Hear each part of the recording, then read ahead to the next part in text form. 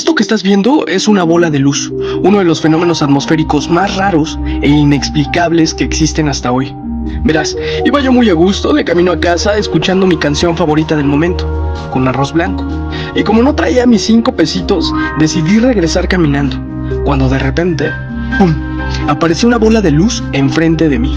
Me quedé asombrado e inmóvil por un momento. Habitualmente no consumo ninguna especie de alucinógeno los miércoles, por eso estaba seguro que lo que estaba viendo era real. También sabía que si no lo grababa, nadie me iba a creer. A lo largo de los años ha habido científicos tratando de explicar este fenómeno, pero el hecho de que sea tan escasa e impredecible su presencia los vuelve difíciles de estudiar. Y ya, es todo. Bye. Mirá, mirá. No sé dónde meterme, weón. Mirá. No sé dónde caímos. Mirá esto, 5 de la tarde, mirá.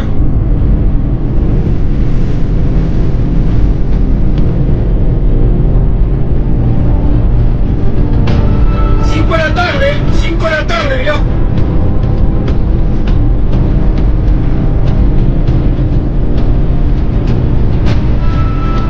Dios, loco, mirá lo que sé. Primera vez que me pasa esto. Primera vez que me pasa esto en la ruta. Mirá lo que sé. Aguante Diosito, aguante Diosito, déjenos llegar tranquilo. Impresionante esto.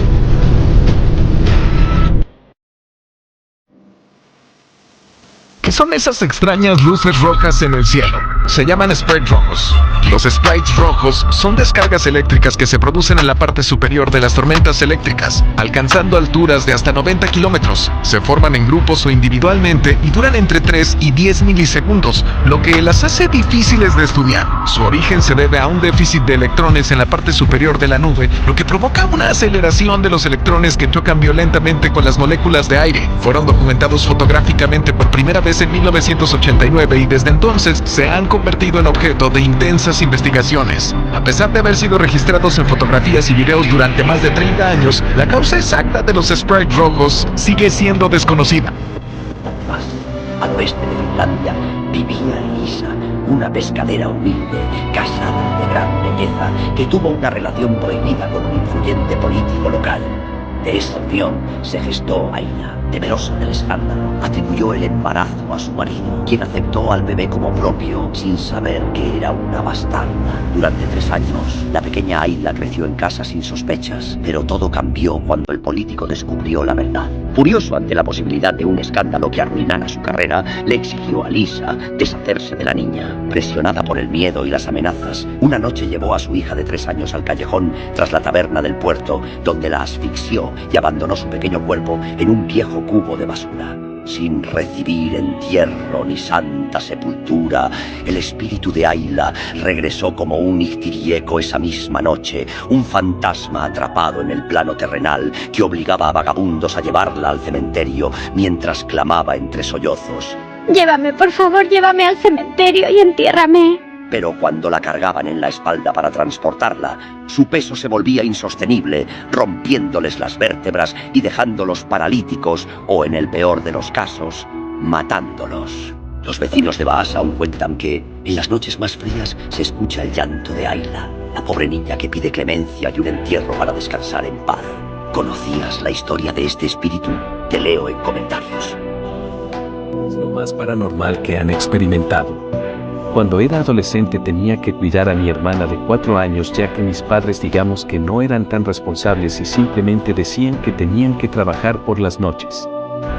Una de esas tantas noches que la pasábamos solos, nuestro perro Pitbull comenzó a ladrar, cosa que era muy raro. Rondaban como las 11 de la noche. Cabe destacar que vivíamos en una casa vieja recién comprada. Mi hermana y yo estábamos en el 2º piso, entonces bajamos y fuimos donde estaba gritando el perro. Antes de llegar a la habitación donde estaba gritando el perro, un hombre con sombrero, el cual no tenía rostro, se asomó por la esquina del pasillo y se nos quedó mirando. En ese momento no sabíamos qué hacer y fuimos tan rápido como pudimos a la planta de arriba. Mi corazón latía desbocado mientras subía las escaleras de 2 en 2 con mi hermana pequeña aferrada a mi mano. El terror se apoderó de mí cuando imaginé que aquel hombre sin rostro nos seguía de cerca, acechándonos en las sombras. Mi mente se llenaba de preguntas sin respuesta. ¿Quién era ese extraño?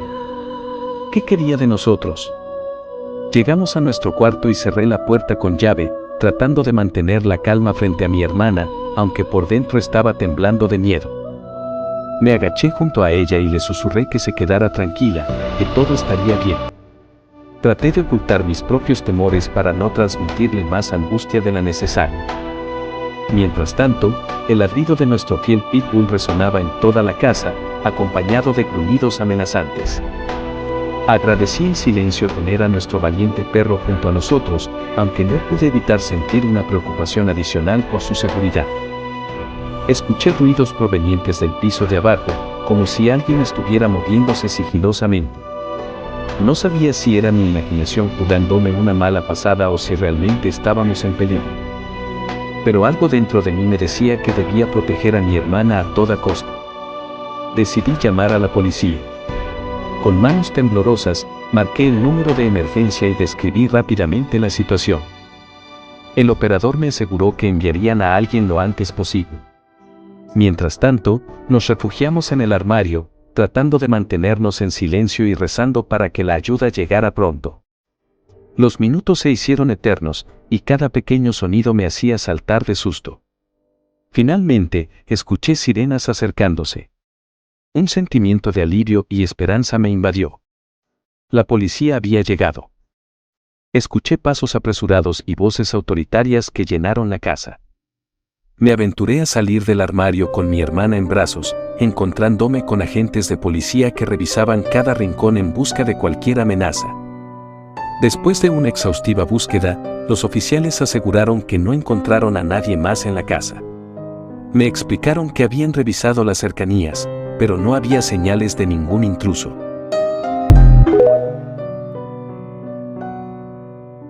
Era enero del 2018, cuando conseguí trabajo como paramédico en la Ciudad de México. Me asignaron a una base cerca del Centro Médico Nacional, siglo XXI. Una zona que siempre está en movimiento, sin importar la hora. Trabajar en turnos nocturnos no era algo nuevo para mí, pero esa base tenía algo que desde el principio me pareció extraño. Todos los veteranos evitaban hablar del turno de las 3 de la mañana. La primera vez que me tocó cubrir esa hora, me di cuenta de lo que querían decir.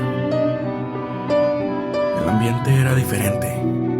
El aire parecía más pesado, y el sonido de la ciudad, que nunca se detiene, se apagaba como si alguien hubiera bajado el volumen. Fue en esa ocasión que escuché la historia por primera vez. El hospital abandonado que aún recibe visitas.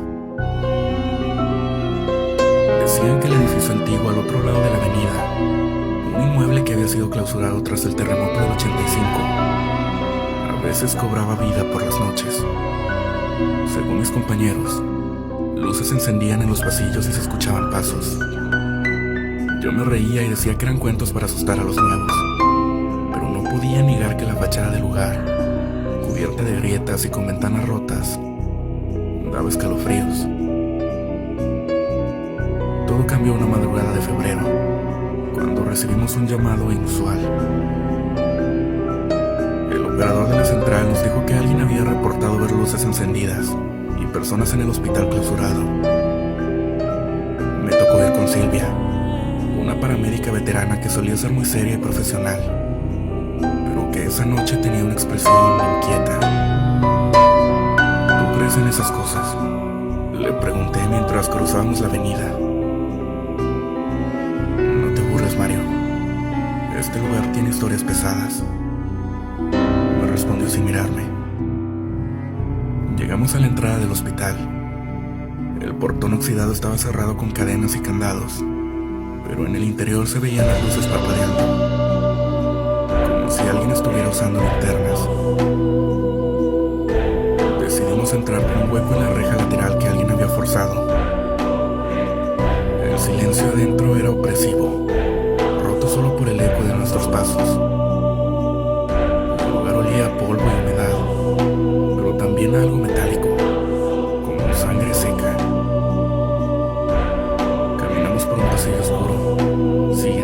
voces que parecían moverse más adelante. ¿Hay alguien ahí?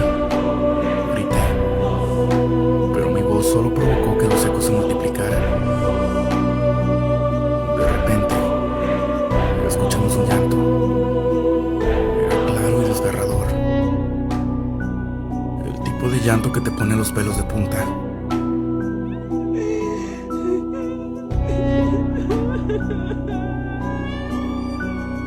Silvia me miró con los ojos desorbitados. Esto no es normal, Mario. Vámonos. Pero algo me empujó a seguir avanzando. Llegando a una sala amplia, donde las luces seguían parpadeando. Allí encontramos camillas oxidadas y máquinas médicas que parecían sacadas de los años 70. El llanto se detuvo de golpe, y en su lugar, escuchamos un susurro. Mi linterna hacia una esquina y vi una figura sentada en el suelo. Era una mujer con bata de hospital, cubriéndole el rostro. ¿Se ve? Pregunté, pero Silvia me jaló del brazo. No es real. Vámonos. Antes de que pudiera reaccionar, la mujer levantó la cabeza. Sus ojos eran negros como el vacío. Esto estaba pálido, casi translúcido. De pronto, todo el lugar se llenó de un grito ensordecedor, como si 100 personas estuvieran gritando al mismo tiempo. Pudimos mirar atrás, pasando por los escombros hasta salir del hospital. Cuando llegamos a la base, ninguno dijo una palabra. Al día siguiente, le conté a un compañero lo que había pasado. Ese hospital fue usado como morgue improvisada después del terremoto. Mucha gente murió ahí, y algunos nunca se fueron.